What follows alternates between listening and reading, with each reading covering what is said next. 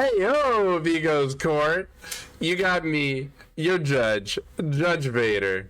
Court is now in session. I am joined today by none other than your boy, Counselor Q. Hey, what it do? What it do? So glad to be back in court. I would say I'm on the other side, but I was on the but you know what I mean. I got the easy job today. I don't You're, have to run the board or nothing, and we still have another dope matchup for kickoff night, Thursday night, our first night of regular season action here in Vigo's Court. yeah, and from what I hear, that first match was really, really close. 9 point differential? Yeah, the 9 point differential sounds like it's bigger than it was. It was pretty intense. It was a really good matchup. One of those there that we really didn't know until the end. Um, if they would have been able to pull off the 4-person save there at the end, I was saying during the broadcast, I think they were going to end up a point shy, but I wasn't even thinking about the remaining points they would have gotten for the hook states left. So they actually would have won at that point. So literally, it was a doors open. If they would have been able to get the save out of the basement without getting any more hook states, they actually would have surmounted the comeback. So it was a really fun matchup. Wow, that is crazy. Like, Yeah. honestly, that just shows like what we have to look forward to in the rest of this season, right? Like, if that's the opener, whew, I'm excited for the rest of the season. Yeah, I think it was a really good example of what we've seen a lot of during Vigo's Court in preseason, which is just a lot of parity. We're going to see similar thing, I think, here today. I do know that Hookers was like a late entry as far as coming in, helping us fill a slot. But, I think this is going to be another game that's going to be, one of those going to show some good examples of what comp looks like. I also think it's going to be interesting since we're on a map that isn't typical of comp. I'm gonna be interested to see what teams bring out. Yeah, Torment Creek definitely is. It's not your everyday comp Dead by Daylight map, right? Right. And so for sure, I think it'll be interesting to see how the survivors play on it. Definitely, the survivors we're seeing right now are the survivors from 6. So they wanted this map. They picked this map in their map draft. So for sure, let's see how they play on it. For sure, I think that is going to be kind of name of the game. How well do these players play on this map? Do they waste the pallets mainly pallets, like over on that top side next to the main building there? If they do, that's a massive dead zone, and the killer can really use it to their advantage. How well can main building be played by either side? Things like that are really gonna, I feel like, decide the matchup. I also I always get interested seeing the type of RNG you get on some of those like filler pallets in the back by the hay bales, like on the backside of main building. Because sometimes you can get like kind of some nasty setups on the backside without even having, and then you're taking the killer really completely away from everything except for what, like 1 maybe 2 gens. Yeah, for sure. And we've seen 6 before. We've seen Hookers now in the preseason as well. Both these teams perform very well, so it's definitely going to be pretty interesting to see if Hookers goes ahead and puts pressure on 6 to start. And yeah, like, really, I keep going back to how tough of a map Torment Creek can be, just because it's not your regular map. Let's go ahead and review kind of the stats for everybody who doesn't know about Torment Creek already. So guys, of course, Torment Creek is part of Coldwind Farm. It is kind of an average size map at about 10,000 square meters, and it's got that 7 hook minimum, 12 hook max. So there are less hooks on it than other maps for sure. But kind of like what we were talking about with like having some of those filler pallets, but being more open area, having more dead zones, makes it a little bit more killer sided in my opinion. Yeah, I'll be interested to see here though, with it being a non-traditional map. It give some advantages to the killers, sure, but I think this is going to be a map that we aren't going to see a lot of your like typical meta killers come out on. So I'm going to be interested to see the killer selections that our teams come with. That's true. That's true. All right, and we have seen the offerings that we need to see. So let's go ahead and review how our killer can score points here within this league for just for review for everybody here. So for sure, our killer's going after those hooks, and so that first and second hook being worth 2 points each, the third hook being worth 3 points, and a progression being worth 1 less point than a normal hook. For sure, if you are the slug god, the 7th and 8th progression are worth 1 point each. If you can manage to get a 4K on these survivors, then that is going to be an extra 2 points as well. An entity kill will be the corresponding hook plus the progressions. A Mori would just be the corresponding hook without progressions. And if you have somebody bleed out on your watch, unfortunately you score 0 points for that. So there are 30 points available for our killers. For more information on the rules, definitely use !rules in the chat. And we're almost set to go. Are you excited? Who are you expecting to see from hookers here? First match. I am excited. You know, I am. I don't know. You know, maybe you start the season off and you figure, you know what? I'm going to come out and set the tone for my team for this season. And bring out a maybe bring out a nurse. I'm thinking. Oh man, my guess was gonna be right. I know it's tough me saying that now, but I was gonna say you bring in Oni. Sure. Yeah. Okay. No, actually, you know, I do like this pick, especially with you were talking about, you know, a little bit average, but it's a little bit smaller. And sometimes, especially if you can get the pallets and stuff, the resources out of the way early, can set yourself up for a strong to late mid game. Especially knowing that with the fact that like Oni does tend to struggle a little bit more in the early game. Definitely good to see that B Orange has located a survivor here. But going to be interesting to see. You know, it does look like that the Michaela has acknowledged the fact that Oni is indeed going to continue this chase. Basically going to let him know to come this way. But interesting to notice here. You'll notice when we look around the map, you do not see a single covered gen. No corrupt intervention. I would say that's pretty risky knowing how much that our Oni struggles in the early game, right? Yeah, I would agree. And you know that survivors are going to pre-drop pallets just like we see here from Bear. And I mean, honestly, you saw the flashlight clicking. This is Bear wanting the aggro from the Oni, daring the Oni to chase. So for sure, we're kind of seeing, and we're seeing the progress on the gens over here. Definitely 6 is wanting Bear to stay in the chase. We do see what looks to be deadlock there, though. Yeah, that is deadlock on that gen right there, though. We were just next to a gen that had 4 pistons going. Like, the 4th piston was already starting to go. Like, that's absolutely insane to see 3 generators so close. I mean, that's the second one going there. Knowing that that's going to be a third one that's relatively close here. I mean, you're actually seeing 2 gens. No. 2 different gens that are blocked here, right, from the deadlock because they're popped so close together. But, you know, now we see a first entered state coming in. But I don't know. I think we're already seeing so much going with our gens here. We're definitely going to need CB Orange. They need to make sure that they get some pressure going quickly. For sure, because definitely for having 4 different gens get blocked by, or like 2 different gens get blocked by deadlock and 2 gens get completed, and that gen, I don't know if you can tell from the sound, but I definitely can, that gen actually is knocking pretty hard as well, the one that was right here that had gotten blocked. So you have so many gens that are progressed at least a little bit. I would expect another gen. Yep, there it goes. It pops right there. So for sure, these survivors, and an even different gen from the other 2 gens that we had seen is getting blocked by deadlock. What gen doesn't have progress right now? Yeah, that's a good question. I think the only one that I would say had the least amount of progress was the one that we had just visited before this down.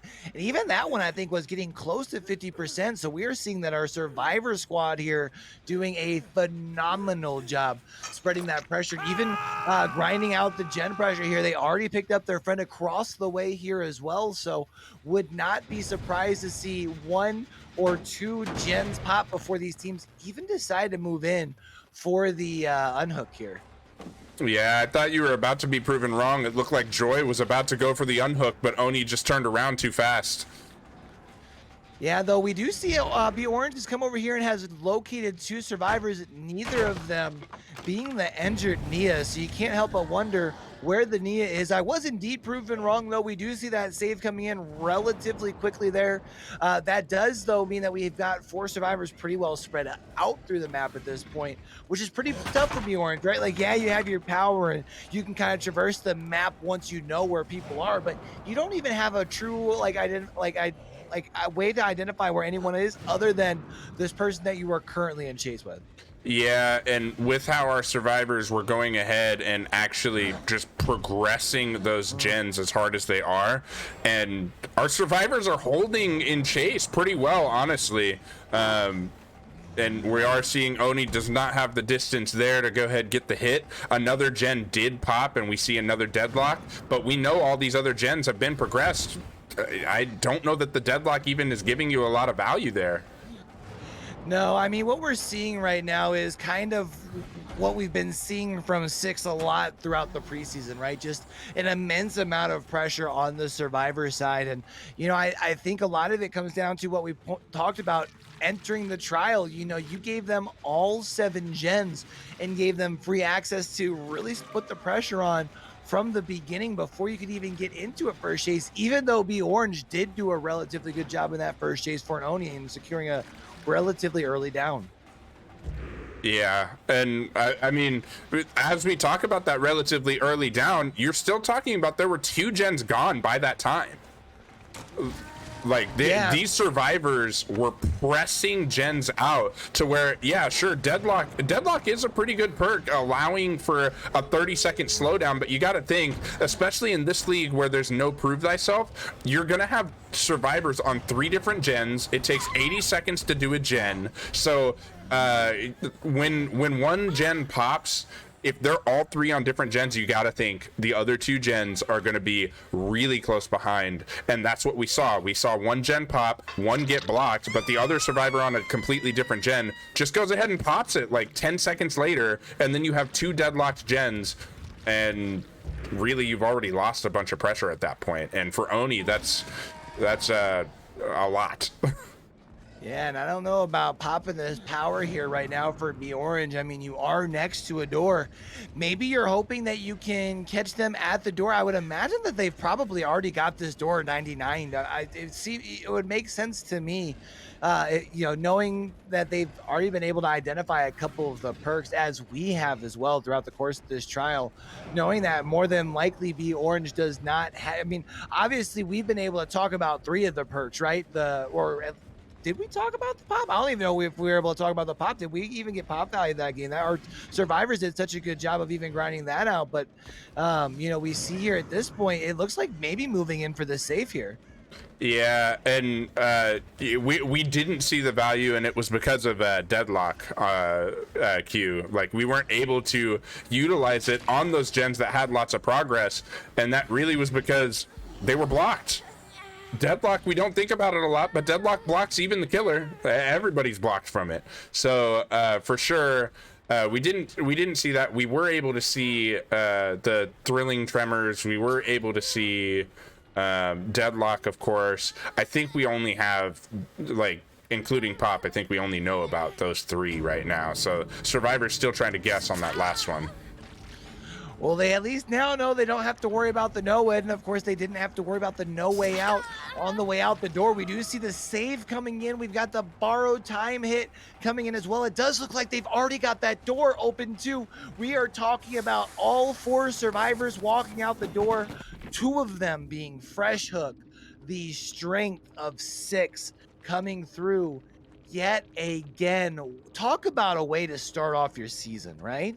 For sure. And I mean, this is what we've seen from him and kind of what we have come to expect, right? Like, Six does just come out firing on the survivor side. Like, they know what they're doing on the survivor side and really give killers a hard time. I think really even Wispy, who's a really really good killer, like they were able to get 2 out on Wispy and almost looked like they were going to get more than 2 out in that final match of the qualifiers before getting 4K'd by Wispy.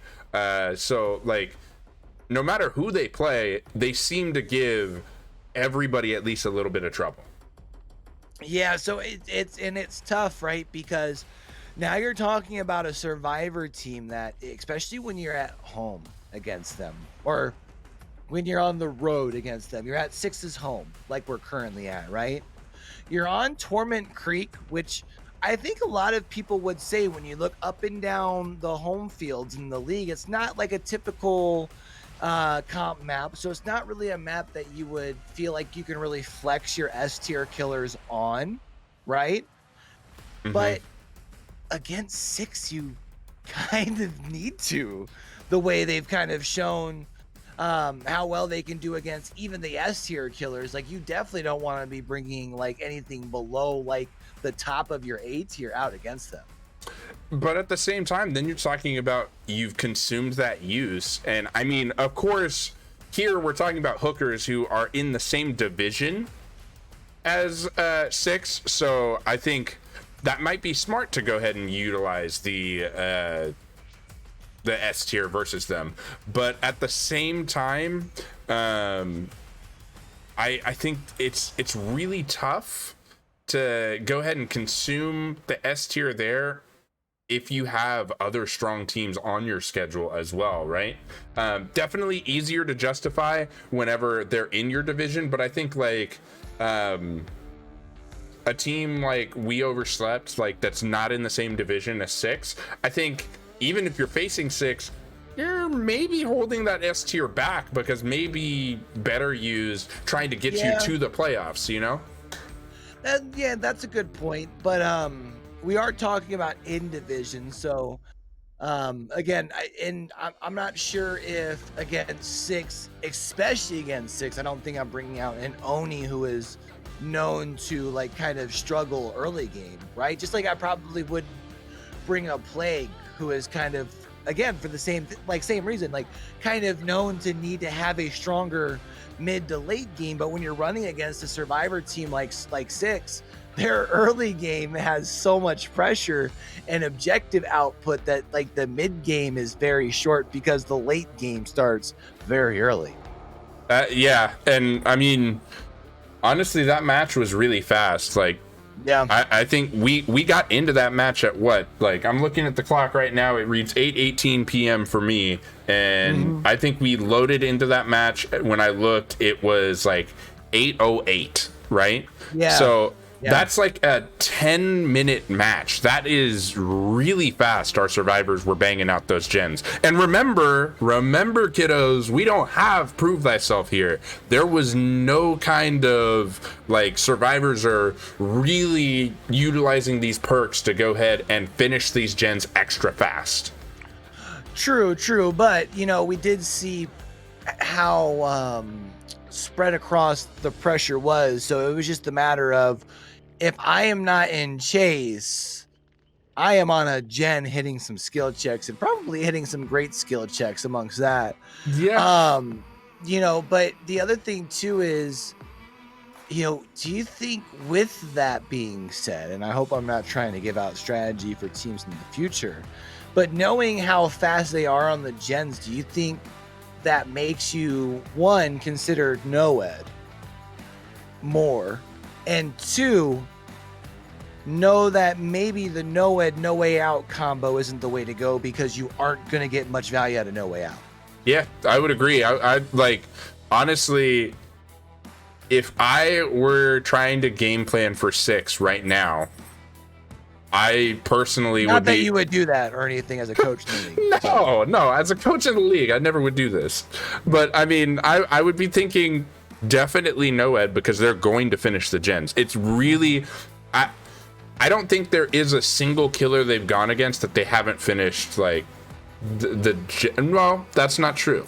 Versus Demise, I don't know that they finished all of the gens in last week in the preseason match. But definitely, I think they they've finished the gens on most of the occasions. So I would think Noed. I would also think not No Way Out, but I think you got to bring Corrupt, because you got to slow them down from touching those gens initially. Yeah, I mean, we just saw that, right? Yeah. And then I think, honestly, as good of a looping team as they are, Ruin's not helping you if you can't get complete map pressure and push them off the gens.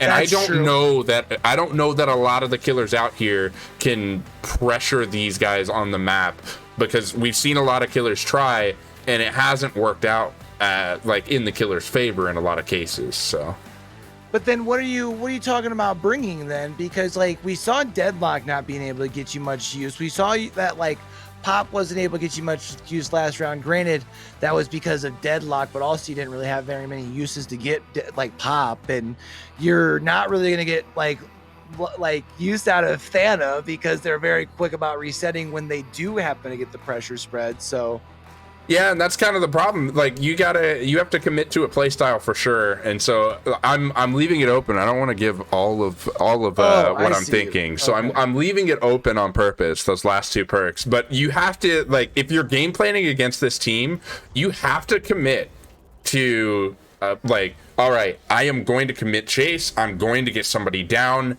and try to pressure them out that way. Or like, what is your game plan?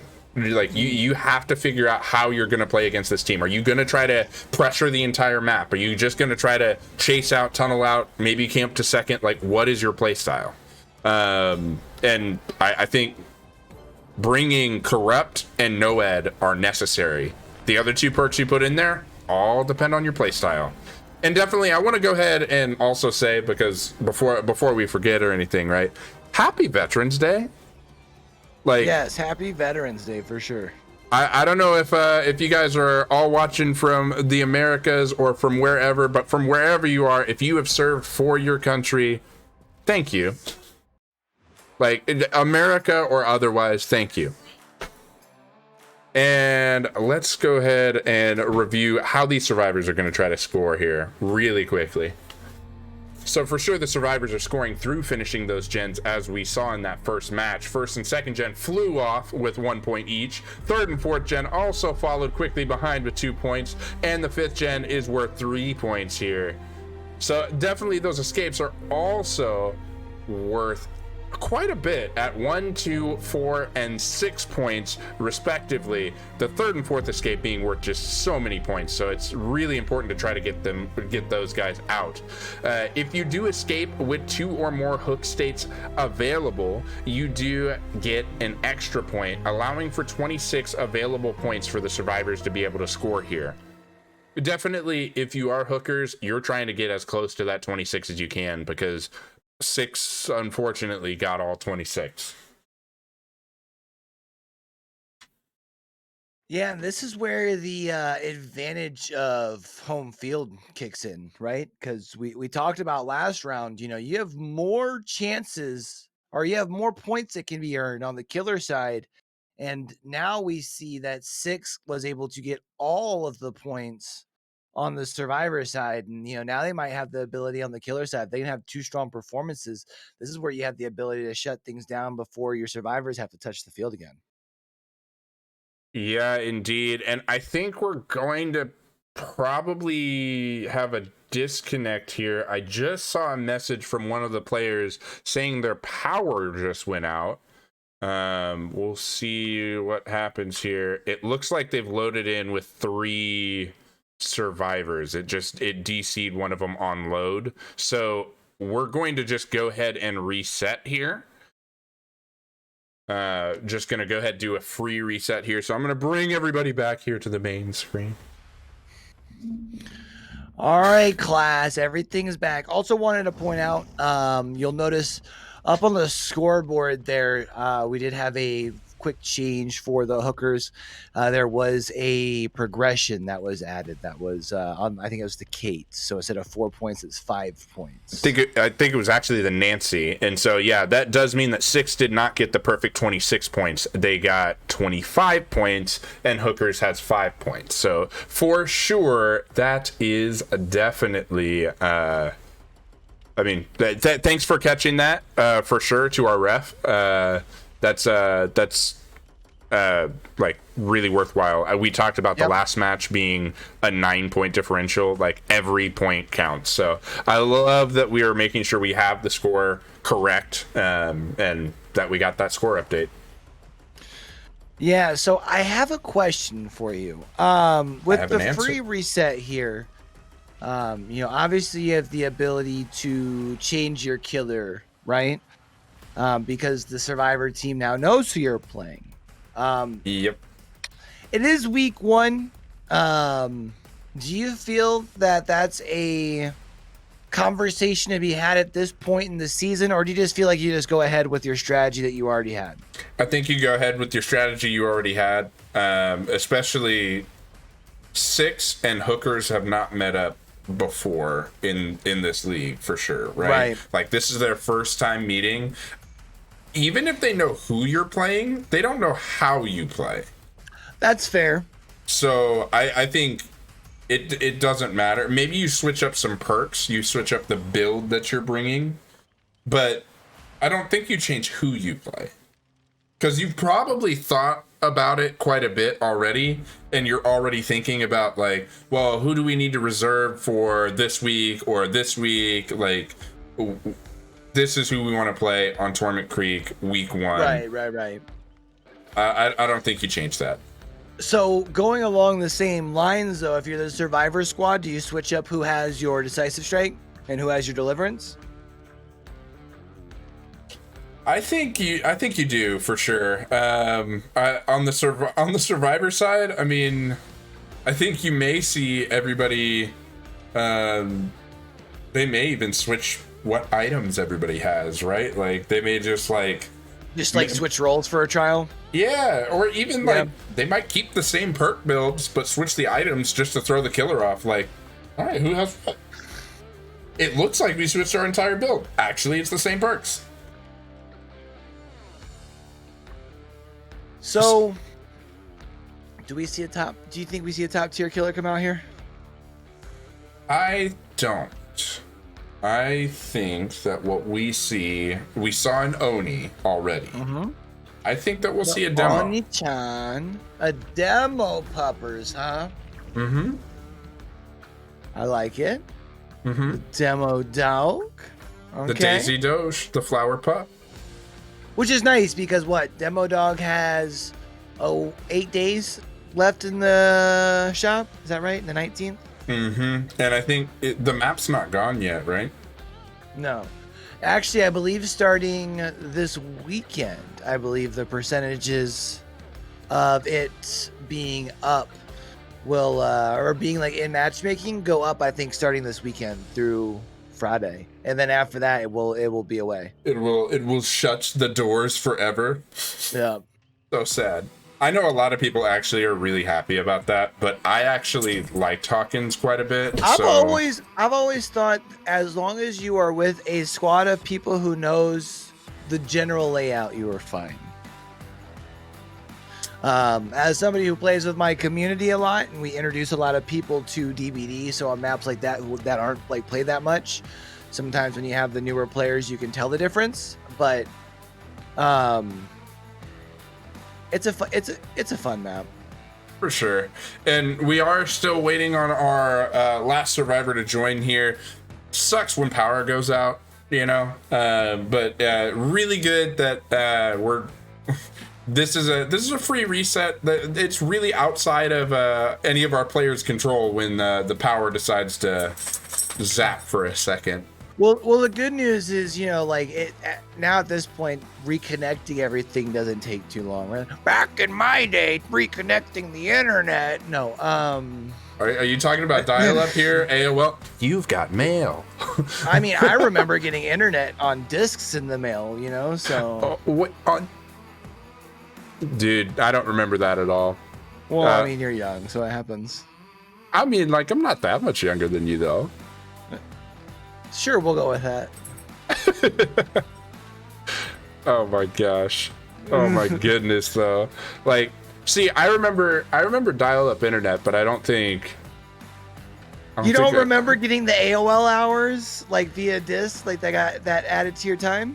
No. Oh No, man. I don't remember. I don't remember that part. Simpler So times. honestly, that might have been maybe my dad dealt with that, and I was just like, Dad, I can't get on the internet.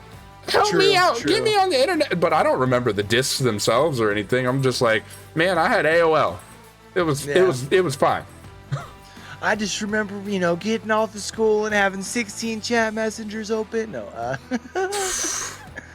Dang. yeah.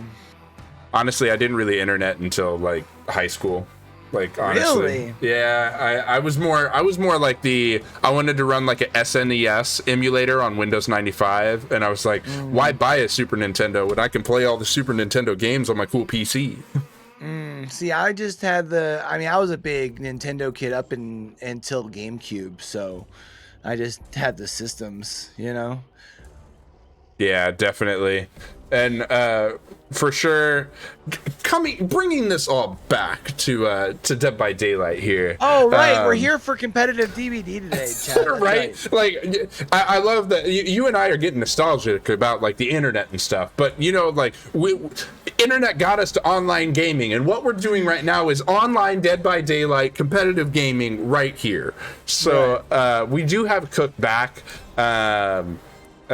So for sure, we should be getting ready to go right back into the match. And really, with going back to Torment Creek, how do you think these survivors try to play this? Do you think they try to take out main building first? Where do you think they try to concentrate? What's the priority, Jen? I think the big thing is figuring out what your layout is with your gens, because sometimes that main building gen is like, it's like Ironworks and Misery. Like it's like the main building gen on Cold Tower, right? It's like top mid of your top side of the map. So if it's corrupt, you don't want to worry about it. But I think the big thing you try to do is identify how much of your middle is occupied by gens, and you want to try and see if you can move there after your first chase has been taken. And you wherever your chase is, you try and move them towards your open side of the map. That way you don't have a survivor buried in their perspective 3 gen that's corrupted still if you happen to go down the first 2 minutes. Yeah, for sure. And I think that's a really good point you bring up, especially about that top mid gen. I personally, I feel like the only person who should touch that gen is somebody who has sprint burst that can get away from there if the killer were to try to get over there, right? Lythe with the window. Lythe as well. Lythe could work. Because life is indeed life. Lythe is Lythe. Yep, 100%. I agree with you. But you have to have a good exhaustion you can make use of there. Otherwise, it'll be a little bit of an issue getting caught up there by the killer. And for sure, guys, we are getting started, and we do see all of those lovely offerings that we needed to see. So let's go ahead and review what perks we can and can't bring. So for sure, for our builds here and bans, you can bring yellow items and add-ons here in this league. You can only bring one of each perk and item, but a duplicate BT is okay. That perk is kind of nice. But then banned perks, of course, we can't have Prove Thyself, can't have Built to Last, can't have Starstruck, 2 OP, Haunted Ground, Lethal Pursuer, Boons, and Clairvoyance. Also 2 OP, can't have. Killer uses will be limited to twice a season as well, so really gonna have to watch that as the season goes on. And then survivors are limited to 1 character per team. You can't come in with 4 blendettes. That's not allowed. Any violations are subject to penalties. So for more on these rules, type !rules in the chat. And I honestly am gonna say that I fully expect to see a demo here. You're fully expecting to see a demo here. That's interesting. I'll be interested to see who actually does come out here. Although I still think we need to have a conversation with the rules committee, as well as with the captains of 4 Dwights, 1 Locker, to make sure we can get it at an exception to the no duplicate character rules. And the rule is that they have to have 4 Dwights, but they have to have for different outfits. E- e- Oh, do I hear what I think I hear? Oh, it's my humongous humorous friend. Oh, yeah, it is. I love this. Clown and his big old belly have entered the chat. I'm excited too. So you'll notice down there in the bottom left, we have got the extra bottles. I really like the play with the extra bottles and the clown, right? I feel like it gives you a little bit of added. I get worried about saying that clown has snowball potential, but I feel like by adding the extra bottle, plus with the extra add-on that we are seeing used, you do have the potential of being able to stack up some downs relatively quickly. We're actually seeing a very, very early down from Phil here, and that is going to be hook number 1. And we talked about how you do not want to be going down in that corrupt side of the map. And here we are, up on a hook goes Nia, here deep in the corrupt side of the map. Yeah, for sure. But I will note as well, did you notice going down in that corner, the hook where she ended up going was the only hook for miles, it seemed. That could be something to watch as survivors try to take chase that way. Yeah, I mean, you had mentioned what I think you said 7 hook minimum on this map, and it looks like maybe, just maybe, the hookers did themselves a little rain dance, and RNGs just hooked them up. Kind of makes sense that if there's anyone who would get a little help on some hook RNGs, it'd be RNG would be the hookers, right? Yeah, I would think so. Them and Entity, I think, would be the 2 teams I would bet on having some help from RNGesus there, That is going to be a second fresh hook here, though. That does mean that we have 2 survivors who are that much closer to being removed from the trial. Do keep in mind we did have that corrupt intervention, which we saw there. That is going to be, I always say, a really good staple. We have seen why already, why you definitely want to bring in corrupt intervention, right? We did also see with the ability to put a survivor back here in the corrupt side. The gen that we had just walked by on the very edge of the map, we heard was less than 25% there. So we've got a nice little setup of a nice little looks like you can really even call it, what would you call it, like a 4-gen situation? Yeah, I would say it's pretty loose of a 4-gen, but you could consider it a 4-gen. And really, I want to go ahead and shout out like the high skill of this killer to go ahead and not only use the scratch marks, of course, but it looks like they're using character shadows to their advantage as well. You can see the shadows whenever they're across any of that light, and our killer's definitely utilizing it to their advantage to find, like, they found this Nia twice based off of shadows, and really good to see using those visual cues that aren't necessarily the most obvious of visual cues, seeing just the slight shadow of a survivor. Yeah, I mean, I think that goes to speak out about like some of the experience and just the skill ceiling that we see, especially in the competitive scene, right? These are people who can take advantage of the smallest bits of information. And we do see another down coming in here, but can't help but imagine with only generator number 2 coming in across the way, that has to mean that our survivors here have to be split up very heavy across the gens. We have to have a couple of generators past the 50% mark on the map at this point, right? I would think so, but look at the gen that just got blocked by Deadlock. It was right next to Clown, and it has like no progress on it. So actually, I feel more like these survivors might be doubling up on gens to get the gens pressured out, and really like that makes it so Deadlock almost isn't as bad, but it also like it gives the killer enough information to know that you're probably not splitting on gens, and that makes a killer feel a little bit more comfortable about sitting next to a hook like what we're seeing here. I fully expect Clown will probably confirm this death, because look, another gen falls, and look, the gen that's already regressing has almost no progress on it, got deadlocked again. These survivors seem to be traveling all on the same gen. Yeah, that's kind of that's a really good observation there, and that's kind of interesting especially knowing that, Ashley was on second hook, and it looked like they were pretty well committed to allowing them to hang and going with the sacrificing of the survivor there. I'm not sure if that was to just take away the extra point, knowing that the elimination hook gets you the most, so might as well at least take away that extra point through the progression status there. I'm not really exactly sure.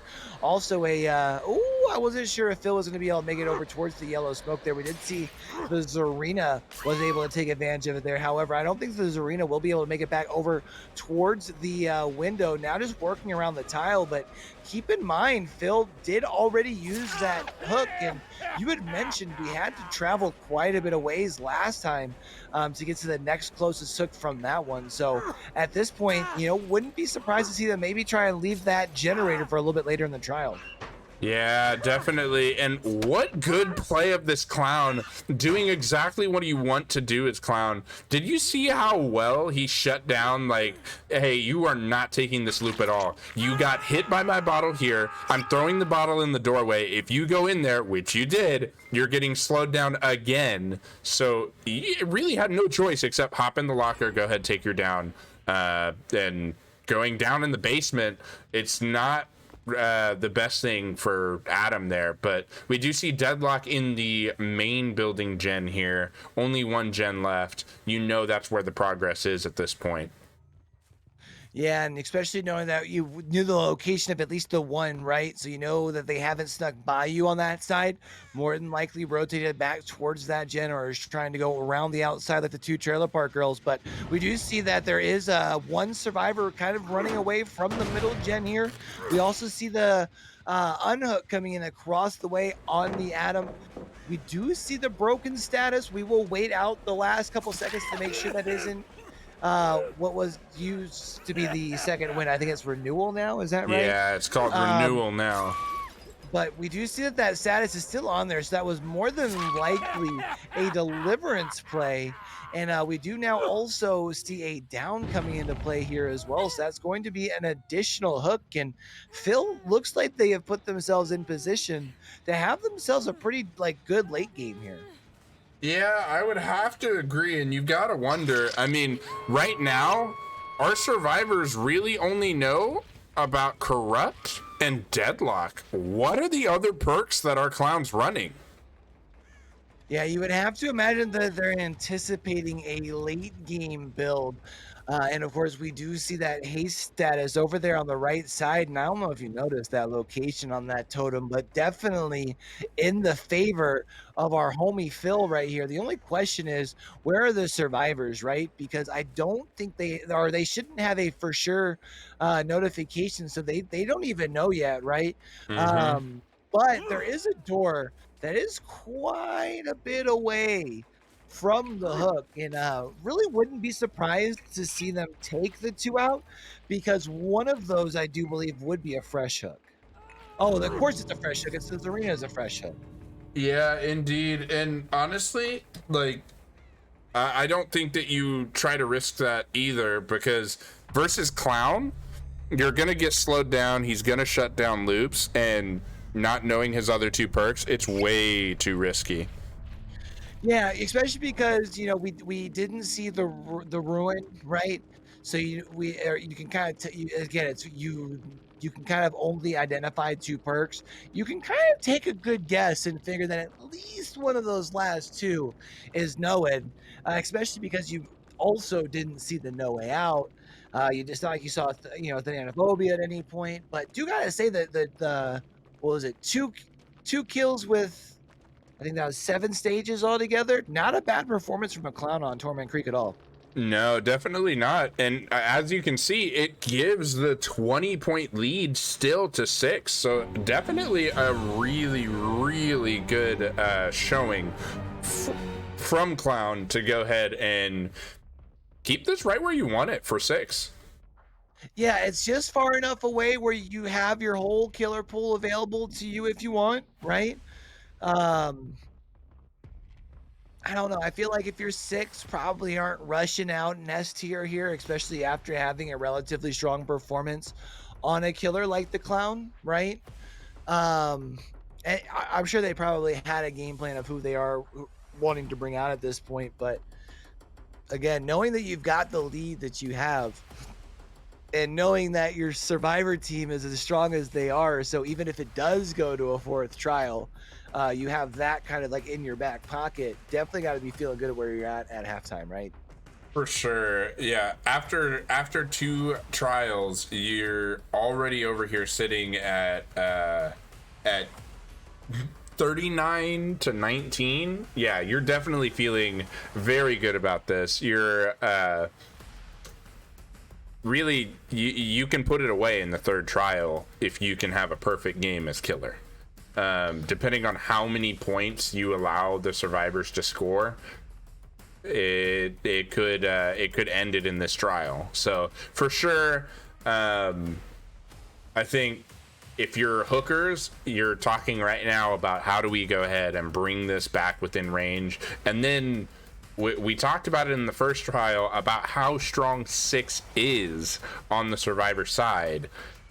Really, that's a lot of pressure still to have on your killer if you're hookers to have to 4K 6. Yeah, and it's a really tough situation, right? Because like, I mean, we kind of talked about it coming into the matchup. It's not a traditional comp map. It's not a map that you can really like get maximum value out of your S tier killers. But when you're looking at a 20-point deficit, and who knows what the deficit will be at, you know, when we go into that 4th trial, but you can't help but wonder if maybe they'll be bringing it out an S tier killer. And on the flip side, I mean, do you think 6 just tries to finish it here and comes out with like a strong foot, or do you figure since you have a good lead, let me save, you know, maybe I can conserve one of my top, I don't know, 6 killers, right? And let them kind of float and be free for both usages later in the season. I think you brought Clown and you performed okay. I think you bring another killer around the same tier as Clown. Yeah. And we saw Trick Daddy Kane come out in matchup number 1 today. Do we see a Trick Daddy? Ooh, you know, I really don't like him on Torment Creek, but you know, maybe.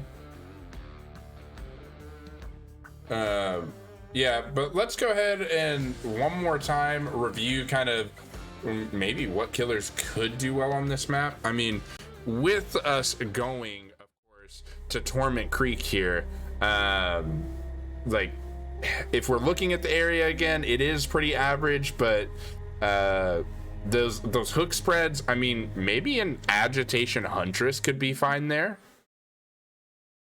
I mean, I feel like as we were seeing, those hooks are so far away. Maybe that could work. Yeah, I think part of it though is like RNG. Yeah, right? for sure. Because if you bring Agitation Huntress because you're hoping to get a 7 hook, or because you're hoping to combat against a 7 hook map, and then all of a sudden you're walking into 11 hooks, you've kind of like wasted a perk, right? Not necessarily, because if you can go ahead and, I mean, the thing that I really like about Agitation Huntress is you can usually get back to your 3-gen. If you can actually protect a 3-gen as Huntress, then Agitation Huntress is perfect, because no matter what, you can pretty much always get back to that hook in your 3-gen. And I mean, then even if you down somebody else, having Agitation, you can go ahead and try to hook that next survivor that went down. Like, even if you get a grab off of somebody, you can get to another hook and maybe even get back and get a hatchet off at them before they get away and take another health state away. It's really just interesting to play, for sure. What if you were just giving us a preview in our screen there a second ago of who our killer would be? Plague? I Maybe. love Mommy Mommy since the change. Get some Vami Mommy for sure. So, guys, we did see those offerings we needed to see. For sure, we reviewed our bans and builds for sure, but we haven't yet reviewed what happens if you bring a banned perk or bring a illegal build. So let's go ahead and review our penalties real quick.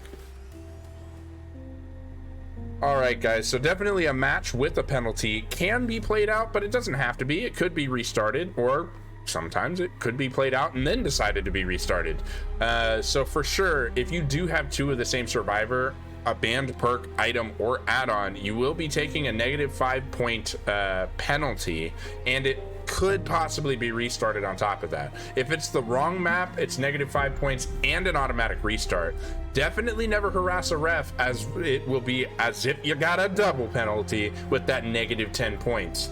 And no restart. Using an exhausted killer also results in negative 10 points. And if you're delaying the game, then don't bring in the correct offering, it's minus 1 point per minute that you've delayed the game, or it is minus 1 per survivor to forget the offering, minus 4 if the killer forgets to bring cut coin. If you want to know more about those, definitely use !rules in the chat. Oh, rickety right here in a very interesting pick to go with here. Coming out with the Legion, huh? You know, I do gotta say though, with it being a map, we talked about it multiple times, it being a smaller map, you know, the Legion's ability to really put some additional slowdown. One of the counterplays is normally to, you know, obviously to spread your map out, but you can't really do that too much on this map, can you? Yeah, because of the way that gen spread generally is, it's really difficult. Kind of interesting seeing our Legion go into frenzy after already injuring the survivor and hitting them twice to go ahead and put them in men status, not see any killer instincts, so go ahead and stay here, try to pursue them for the quick down. Yeah, and I think that makes sense, right? Especially because we do see, oh my goodness gracious, our teams are getting bold. Are you seeing what I'm seeing? Looking around here, no corrupt intervention. Gotta feel a bunch of confidence about your killer to be coming out in a competitive scene, and in the first 2 minutes giving the survivors access to all 7 gens. We do see that chase didn't last too long, but you can't help but imagine that we've got 3 gens getting very close to completion. Yeah, that was definitely still about a 15-20 second chase, which with gens only taking 80 seconds to go all the way to completion, they probably have a good amount of progress on them, as we hear right there. And we do see, unfortunately, I think we've all been there. As you go to get off of a gen, that's when the skill check pops up. We do see a similar situation, though, where we do see the power activated, and after the first initial hit, not seeing very much activity on the killer instinct. I do like the head fake there to be able to bait out the pallet drop. Don't think you're able to make it back all the way around. That's going to be a hit at the pallet, and that's going to be a down, and that is going to be hook number 2 here before we see a second gen pop, I think. It is, and it's interesting. We're seeing Deadlock again. It's interesting to see a lot of our teams using Deadlock, and I think honestly, the way Six played against Deadlock in the first match is exactly why I personally don't like Deadlock, because I think when you get versus some really high tier teams, they end up just pressuring every gen on the map, and so Deadlock doesn't give you the slowdown you're looking for. But even Six is using Deadlock on both their killers, so for sure it's a popular perk we're seeing in a lot of killers loadouts throughout preseason and still now.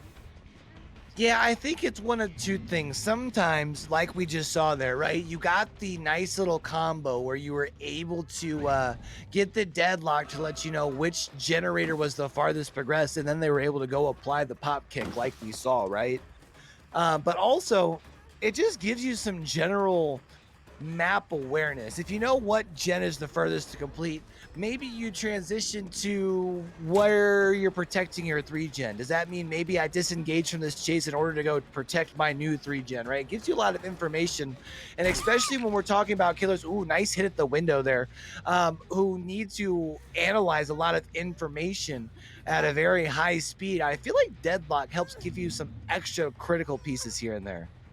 I could agree with that, but I'll go ahead and give you another thing that like I worry about, and I actually worried about right there, but it ended up working in our killer's favor.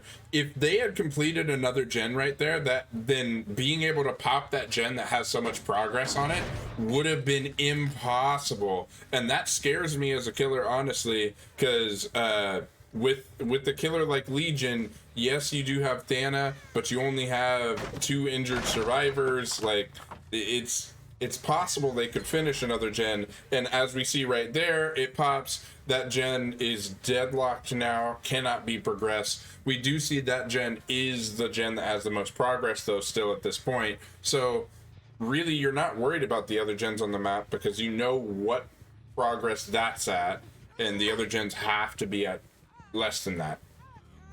Yeah, but again, I think this is also where it gives you some information, right? Talk about one, where the gen popped, which you obviously have always been able to see. You know where the gen that has the most progress, but now you also kind of know, again, this is, you see that across the way, that farthest gen is the one that's, you don't really need to worry. Will you probably find people there? Yeah, you probably would. But if you can just, obviously, it's not the best of 3 gens that you have in your corner over here. But again, it does give you some information. Now, we do see coming here towards the main building, does look like we identified a survivor, but instead of chasing them, they're towards the main building, which can be a very big loop, as well as towards the back corner where there is absolutely nothing for our killer here to protect, opting to come back over here and going towards this 3 gen setup. I absolutely love it. We did happen to talk about the deadlock, and we have seen the pop, and I can't remember if we mentioned the Thana, but our killer here has done a very good job of keeping that Thana value at a pretty consistent 10% on those gens. That's a nice little value. Yeah, definitely. We do see our Legion going and actually smacking the survivor that's already injured with their power. I kind of. How do you feel about that? Because I feel like you may be giving the survivor like an extra little sprint burst, whereas canceling your power might be a little bit different call that may get you more pressure in the chase a little bit earlier. What do you think? I mean, I think there we're talking based off of the results, which we already knew the results when we're having the conversation, right? If you go into the power and you use it and you get the hit, you see 2 heartbeats very close from your instinct, you're not going to continue the chase on the Adam, because then you can continue your power elsewhere.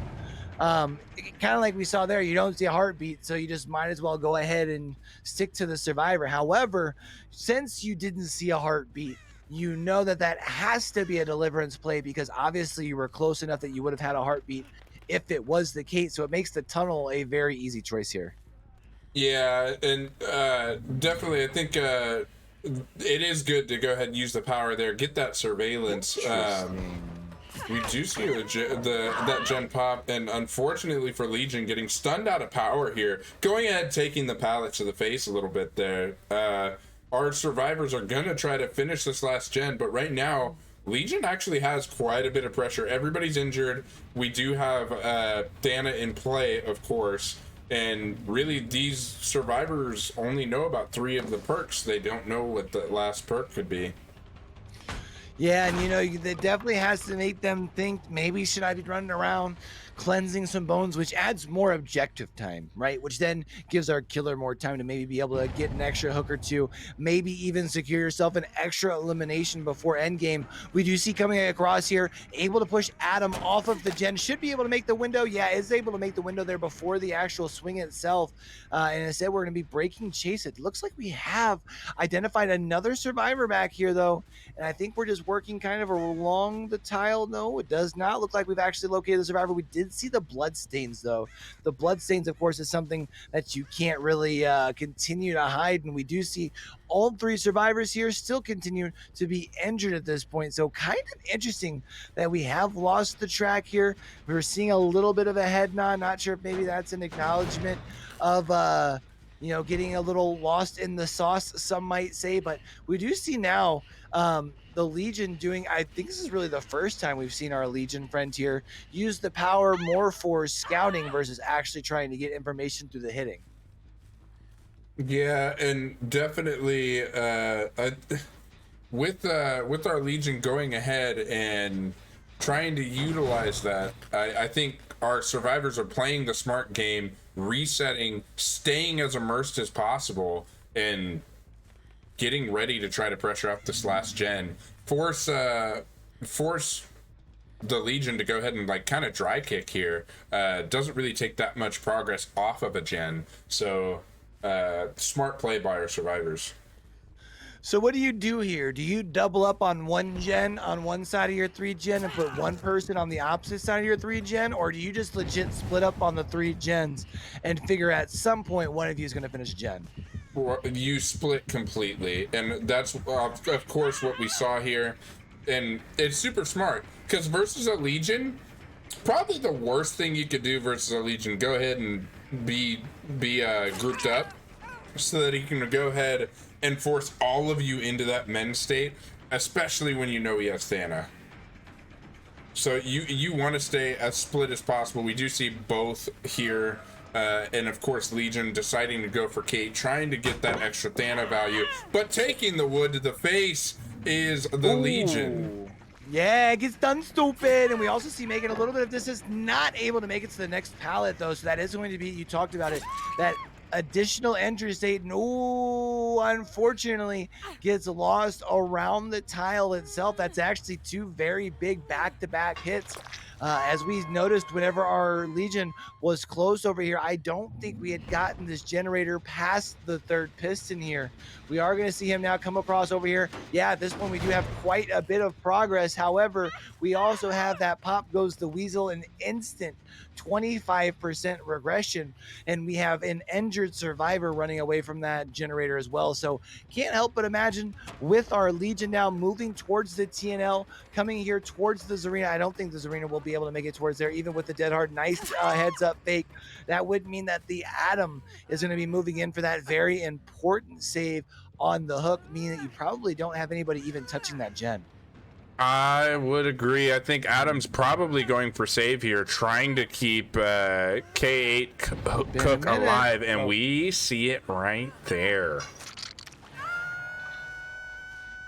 Now that is going to be a fresh hook onto the Zarina here. The good news for our survivors, and by good news, I just mean in the fact that our killer here can't put an additional 25% kick onto that gen since they did not touch it since the last pop goes the weasel kick.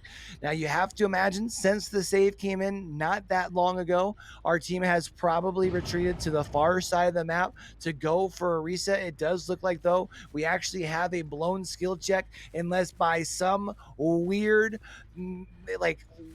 scenario where maybe there's a red herring in play. Imagine red herring, though. That would be absolutely nuts. But we actually see a generator over here has a lot of progress as well. Does that mean we have 2 survivors over here? I can't help but think that that does not mean that, but we do now see a survivor leaving this generator, now moving in for the save. The bad news is that means you better have borrowed time there, Buckaroo, and even if so, we do see a down on our other survivor kind of surprised to not see you try and get the two back to back, but that is going to be up on the hook you go. That is going to be a GG for you, my friend. It is now a 2v1, and it's a very easy decision to now come across the way with your power. The question is, do you make it there with the pop? I think you do for sure. I don't think there's any question. Being able to use that frenzy for that speed burst, you knew you were gonna get there for sure. It was just a matter of, do you find Adam or not? And we do see in this case you do find Adam, but this is a strong loop if you don't take out that door, and we do see Legion instead just elect to drop chase completely.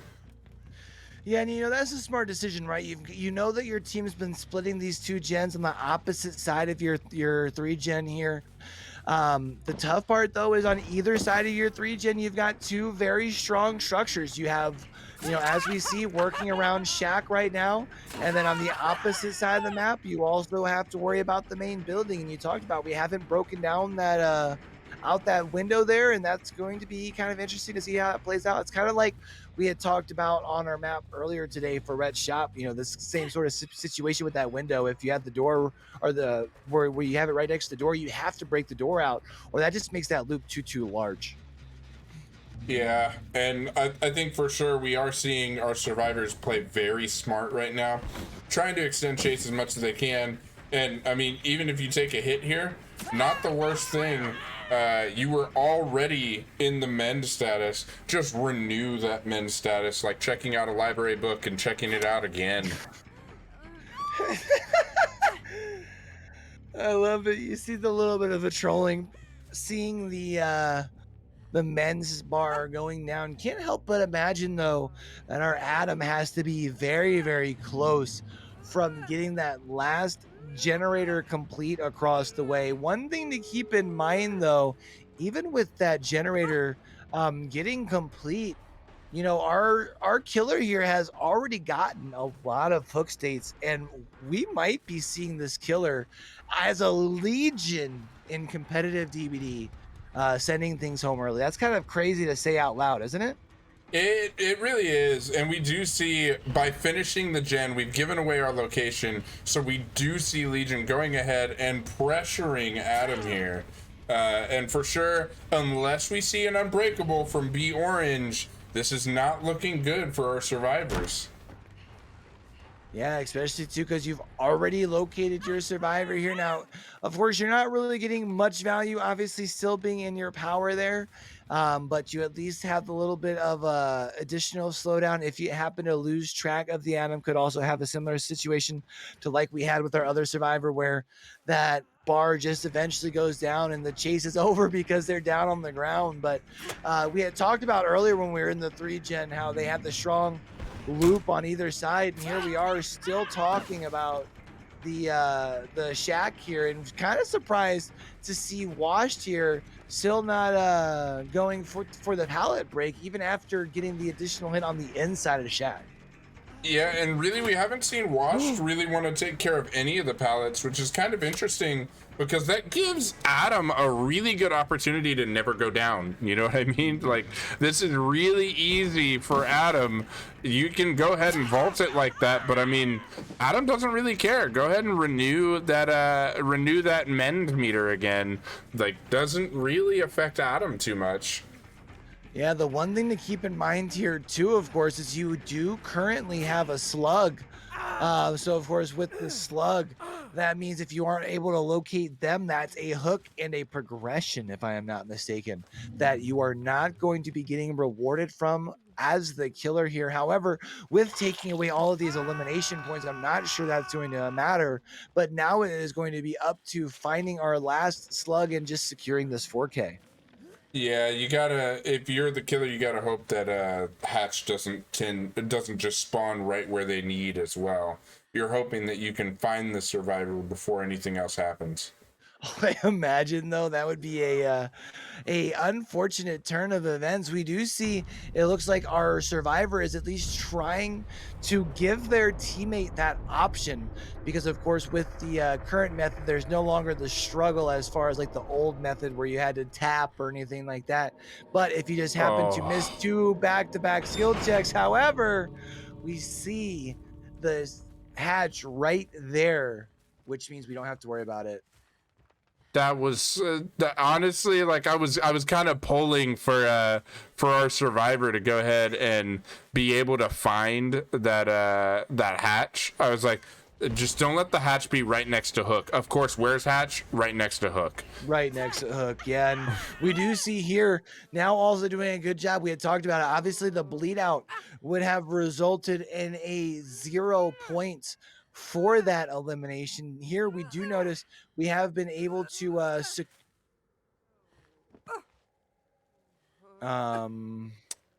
I think are we doing a one? Are we doing like a 1v1 at the end here? Is it the deal? I think so. I think so.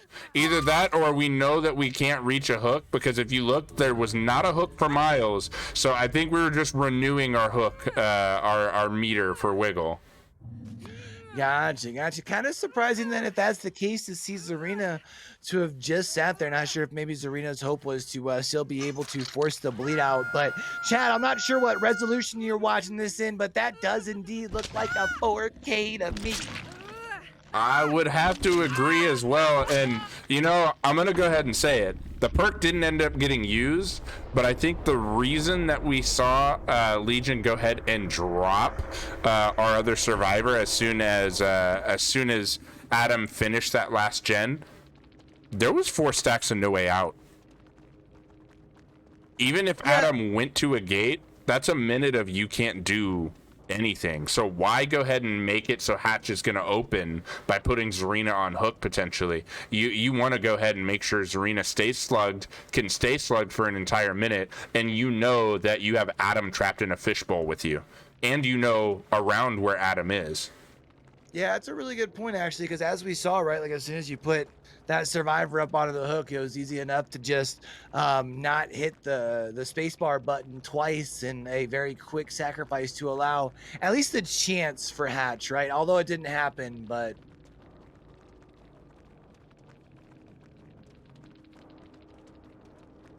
and it does appear to be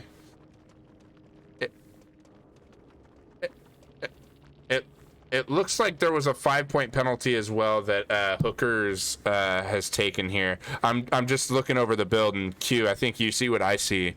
I see 2 deliverances here. Yeah, kind of interesting to see, especially you know, what I think what's interesting is you have it on both of your borrowed time players as well. So you know, I like the idea of, you know, obviously the pairing makes sense. I'm not sure if maybe that was a last second switch, or if just a miscommunication there. Luckily, it, you know, ended up not being one of those things that played a huge difference, as we saw Six win in very decisive fashion regardless. Yeah, we will see 6 convicted of murder in 3 trials rather than pushing it to a 4th. The match will end here for sure. But hey, GG to both squads. I mean, honestly, both of these teams played very well. And I mean, I've been on the survivor side when like a penalty like that happens, right? Like you think you have your build down, you're like, yeah. No, like this is what I have, this is what you have. You've like gone over your builds and everything. You load into the match and you're like, I have Deli, and then somebody else is like, no wait, I thought I have Deli, and you're like, no.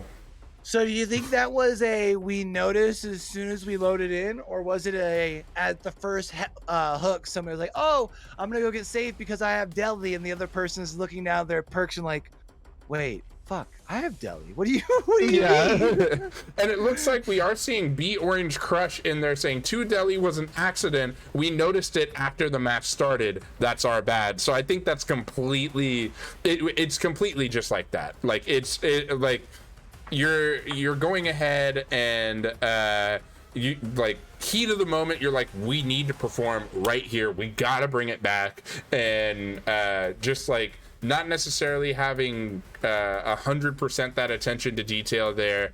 You miss the fact that you both have the same perk in review of who has what build, right? And you load in and then you realize and you're like, oh no. we did that, but like that, there's nothing we can change about it. And so you do the best that you can, knowing that you're going to take that 5-point penalty, which definitely, I mean, had the match gone differently, I think even if you 4 out there and take the 4-point penalty, it would be a close match, but for sure, I think that penalty would end up being significant. Actually, you'd feel it quite a bit. Yeah, and so you know, it's interesting here because we saw, you know, I feel like we talked very much about Six's survivors a lot, not just today, but like through preseason. But then we saw the Sixes on the killer side. You come out with 2 off meta killers and have 2 very, very strong performances with those 2 off meta killers. Definitely got to think that that's a nice little notch in the cap, like a putting the league on notice of like, hey, you got to worry about anybody and everybody when you face us, right? Yeah, 100%. And I think at the same time, like, let's credit the survivors of Hookers as well. They were able to still perform, like they were able to perform pretty well, I thought, in the early game. And I mean in I think in both matches, didn't they finish all of the gens in both matches? I believe so, yes. So I think yeah, because I think versus the Clown they got 2 out, right? So for yes. sure they finished all 10 gens through both trials. That definitely is an achievement. Like they did well to get that done. So for sure, both of these teams performed pretty well. Definitely Six coming out the clear victor of this match. But really, like, GG, and you know that these teams are going to see each other again. Being in the same division, you play everybody in your division twice in this league, so who knows? There might be a little bit of revenge to be sought later on in the season. Yeah, next time, at least if you're the Hookers, right? Next time you guys meet up, you're on your home field that time, so at least you'll have that working out in your favor too. That is very true. Do you think that next time these teams meet up, you see the S tiers come out? No, because don't you know where you find the Hookers at? You know, where they consider home? Where? The saloon, of course. Duh. Okay, I see. Okay. No, would that be in their home? I would say probably for that reason, no. But I do believe we are ready to move towards the interrogation room, and I'm excited for this one. Yeah, me too. We do have Washed here right now. So Washed, welcome into the interrogation room, buddy. Oh, do we have Washed? Yeah, can you hear me? I can now. Excited to hear your voice. Good to hear you. Yep. Nice talking to you guys. Yes. Yeah. So that was a excellent gameplay, especially like in that last match. You were playing as the Legion. Walk us through why you chose Legion on Torment Creek. Basically, I was getting bodied in scrims. It's pretty much every M1 killer. People would just rotate hits, and even when they weren't rotating hits, there were just some really nasty setups on Torment Creek. And at some point, I remembered that Frank's mixtape exists, and Stab Wound Study got buffed. So you can just have like a guaranteed down, and at most around a minute and 20 seconds, a minute and a half, which is like 3 gens, or if you have Thana and Deadlock, maybe 1 or 2. Right. And that was like good enough compared to the results I was getting in scrims with other killers, like not getting it down until 1 gen was left. Yeah, and I mean, you guys, you ended up doing really well in that Legion match, going ahead, and even though they finished all the gens, you had enough pressure and enough hook states before that last gen got finished to where it really didn't matter that they finished that gen, especially knowing you had no way out in the pocket, right? Yeah. Yep, that was kind of my idea there. So Washed, I have to ask, on a killer like Legion, right, where you had talked about, maybe looking at being able to at least get you down before like 3 gens fly. You see you're having a pretty strong, or you see how like things are going throughout the trial. Was there maybe part of you that had wished you had gone with just the no-ed instead of the no way out, or what was kind of the decision of, because obviously the way that your build was made, you only had room for one, right? So why the no way out over the no-ed there? I don't know. In scrims, I just realized that there are a lot of situations where there were a lot of people injured end game regardless, or already. Okay. So I sort of like effectively would have no-ed, and even if I didn't have no-ed, they would kind of respect it if they weren't sure what all my perks were. That makes sense. Okay. No way out, I think, can just be a lot more impactful. Like, no-ed usually gets you 1 down and like 1 confirm off of that down, but no way out can get you multiple downs, and then you can confirm on the second or third one. Definitely, I think you did definitely a good job having that no way out, making sure you got a hook on everybody before really trying to confirm kills. So for sure, good move there. And with Dana, it seemed like you were going ahead and trying to put people into the mend state as often as possible, but sometimes putting the same person into mend multiple times there in chase. Walk me through why you were doing that. Yeah, so that goes back to what I was talking about earlier with Legion being able to guarantee downs in a certain amount of time. Frank's mixtape makes your mending go down by 5 seconds every time you hit someone in deep wounds. Stab wound study makes their base mending time 15 seconds. So you hit someone in frenzy, they're in deep wounds for 15 seconds. You hit them again and fatigue, and they have 10 seconds. So after 2 more frenzies, if you hit them while they're still deep wounded, they'll go down. Because it reduces the timer to 0. So you have that like just inevitable down. Inevitable. That's a really, really high tier move, definitely from Washed, and some really, really good Legion info just for everybody who may not play Legion. So for sure, I enjoyed watching that, and I didn't really understand the reasoning before, but honestly, that's really smart of you to do. Yeah, I learned it from Otstarva and True Talent, my favorite YouTube Dead by Daylight content creators. Ooh, gotta watch the Ots. I see. Definitely. Anything you want to say to the fans of Vigos or the fans of 6? 6 Heart True Talent.